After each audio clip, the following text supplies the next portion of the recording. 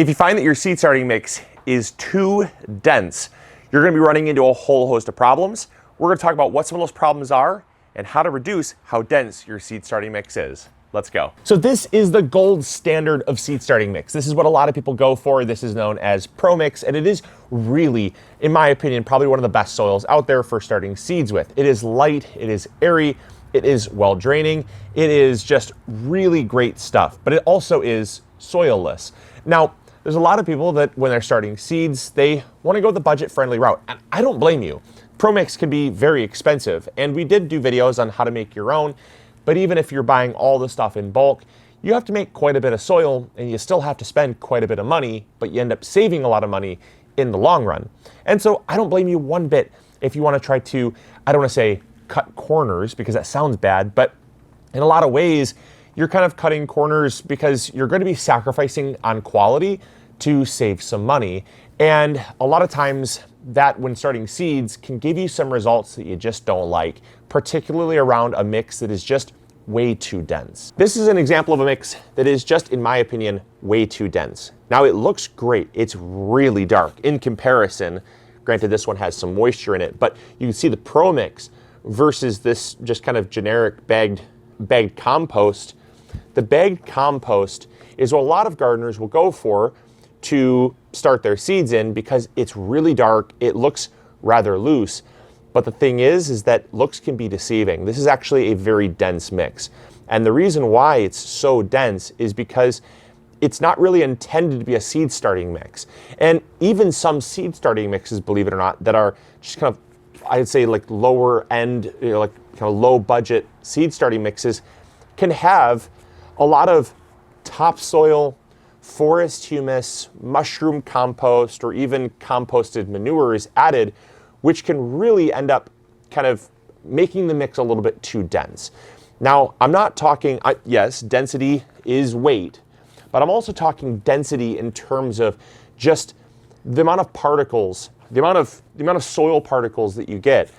Yes, this is lighter, but the particle size is also way smaller because a lot of it has been broken down already. That's because a lot of the ingredients that make up this seed starting mix is actually already decomposed organic material. This Pro Mix here is soilless. That means it's mostly sphagnum peat moss and perlite. There's really no, it's very inert. There's really no soil component to it. Whereas this seed starting mix has a lot of soil added, but it was about 50% of the cost that Pro Mix was. Now, when I say that you save 50% of the cost from going with kind of a premium seed starting mix to one that is just a little more generic and a little more budget friendly, you might think to yourself, well, cost was my only priority. I saved 50%, therefore I'm happy. I'm just going to get the job done. And what I'm here to tell you is that that just might not give you the results that you're hoping for. If you're a beginning gardener, if you are starting out with starting seeds, you know that you should know already that this stage is the most critical of your entire garden. Getting your seeds off to a healthy start can really set the ball rolling for a better, more successful gardening season as a whole. You look 3 or 4 months down the road, how you started will be indicative of generally how you finish. There are things along the way that can definitely, make or break your season, but this is probably one of the make or break moments of your garden, and it really comes down to the quality of the seed starting mix that you use. You see, one thing that can happen is with too dense of a mix, it doesn't have as good of aeration. That means that the young plant roots indoors, they're not exposed to pounding rain, which can kind of loosen up the mix. They're not exposed to worms and soil bacteria and soil microbes that can move around the soil. Indoors, stuff stays pretty stagnant. It stays pretty where it's at, right?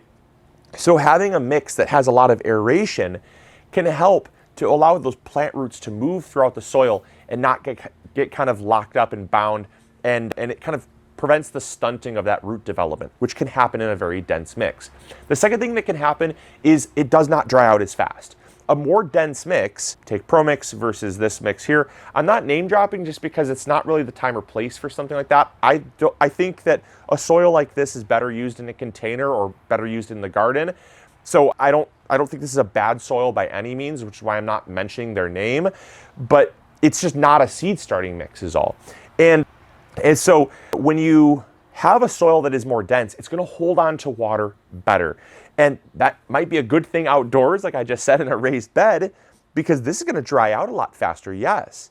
But indoors, when you're watering, you want your seedlings to be drying out. You actually want them to be drying out about every 2 days. If they take longer than 2 days to dry out, that means it's holding on to water too well, and you're ultimately going to be ending up with damping off, which is where the seed sprouts and then dies very prematurely, kind of crimps at the stem and falls flat. Or you're going to end up with root rot, which is where the root fibers actually rot away. The root system itself is not actually as large as you think it is, and the plant will be very stunted, be very yellow. It can't uptake nutrients properly, and eventually, if you were to pull the plant out in its stunted form, it would have almost just a barely existent root system. And so that's caused from root rot. And then the third thing that happens with a very dense mix is a dense mix is more likely to encourage fungus gnats, simply because the density comes from breaking down organic material. The compost, the forest humus, those are all organic materials that are broken down to make that. And fungus gnats love that. That's their home, that's where they thrive. And so in a mix that is very airy and well draining, you're less likely to have those fungus gnats, which can actually feed on your young plant roots, killing them as well. And then the fourth and final thing that can kind of come from an overly dense mix that I think is just not often talked about is the presence of algae or mold. You see, mold and algae like stagnant environments. They like environments that are damp, that are cool, and that are free of a lot of airflow. The moment you add airflow, mold and mildew leaves. Mold and mildew's worst enemy is airflow. So in a very airy mix, you have a lot less mold and mildew. In a very dense mix, you have the opportunity for a lot less airflow, a lot less water exchange, a lot less air exchange, and therefore you have a much higher chance, a much higher probability of increasing mold and mildew, which can be, further problems in your soil. Not only for your health, breathing mold and mildew is not great, especially in an enclosed environment like in a grow room, but also just your plant roots don't like it either. So some things to kind of look out for when using a dense mix. But let's say you've got a dense mix. Let's say you have a mix that is definitely more dense. I'm going to show you a really simple way to fix it, at least this year, maybe even in the future, so that at least you're not using a dense mix. I don't want you using a dense mix. Sure, it saved you money, but the side effects, the things that can go wrong are just way too great, and so I want to show you how to fix it. If you find yourself stuck with an overly dense seed starting mix, the first thing you can do, and it's going to cost you a little bit of money, no matter what you do, it's going to cost you a tiny bit of money, but it's going to be better than growing in a dense seed starting mix. Go out and get yourself just some sphagnum peat moss. It is really inexpensive. You can get a whole bale of it for like 15 bucks. It's really, really cheap. You can add that in, and essentially what you're doing is you're adding in that really kind of loose, fluffy nature that comes from a high quality seed starting mix into this more dense, kind of compost-based seed starting mix. And you're going to fluff that up, and you'll find immediate benefits to doing that. Now your seed starting mix is going to be a slight bit more acidic than it was before because of the sphagnum peat moss, but in all honesty, this is going to be a lot more kind of loose and fluffy than if you just had just the regular dense seed starting mix. That's dense. It's really, really dense.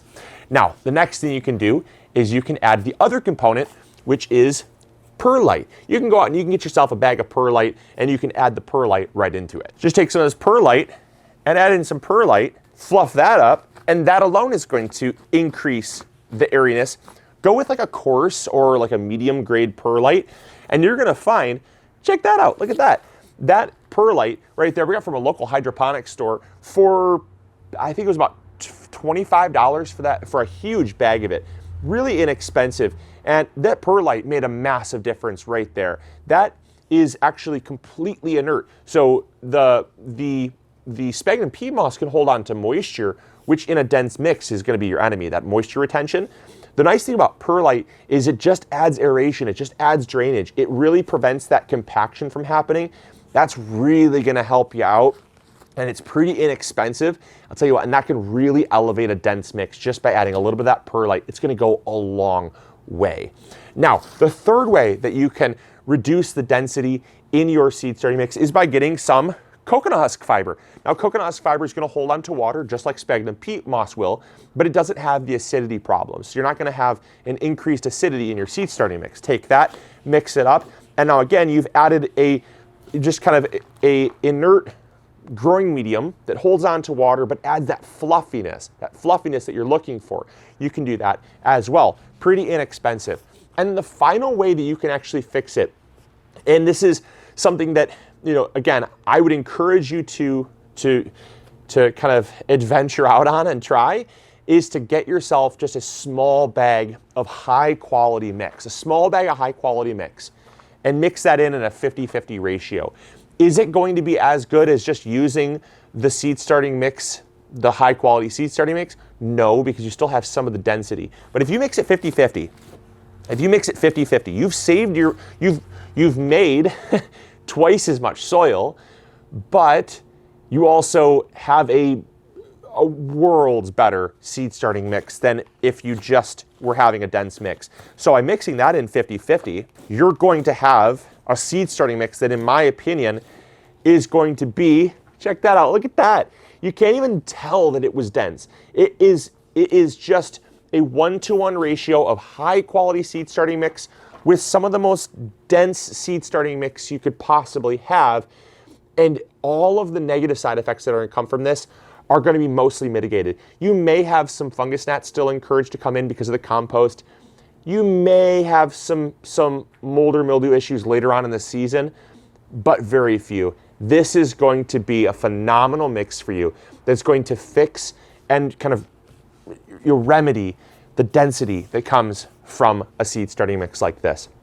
This is just not, in my opinion, a seed starting mix that you should be using. There's so many brands that do this. There's budget-friendly brands that are predominantly compost-based. They just don't have the presence of perlite. They don't have the presence of vermiculite. They don't have the presence of like an inert kind of soilless medium. They're primarily compost-based to save you money. And hey, I don't blame you if you go out, go down that road and try that route, because it can be very appealing to try to save money when seed starting, especially as a beginning gardener. But I'll tell you what, like I said before, the fastest way to end up with results that you just don't like is by cutting costs. There's really no substitution for high quality seed starting mix.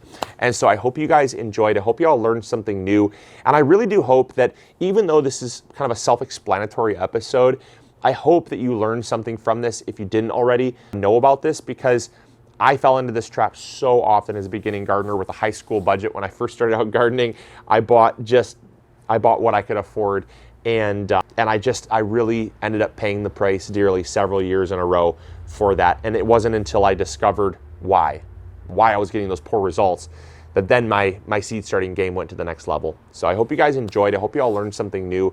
As always, this is Luke from the MIgardener channel, reminding you to like this video if you did enjoy, subscribe if you haven't already, and we'll catch you all on the next episode. As always, grow bigger. Bye. Hey, thank you so much for watching today's video. I really appreciate it. If you enjoyed, consider clicking this one. You'll probably enjoy it just as much. I want to thank you for your viewership, because without it, this channel would not be as amazing as it is. Also, if you haven't subscribed, consider subscribing. It's free, and we upload videos every Monday, Wednesday, or Friday. We also have vegetable seeds, fertilizer, or tools. If you need any of those, consider visiting MIgardener.com. Links will be in the description box below. We've got you covered. And as always, we'll see you all in the garden. Take care. Bye.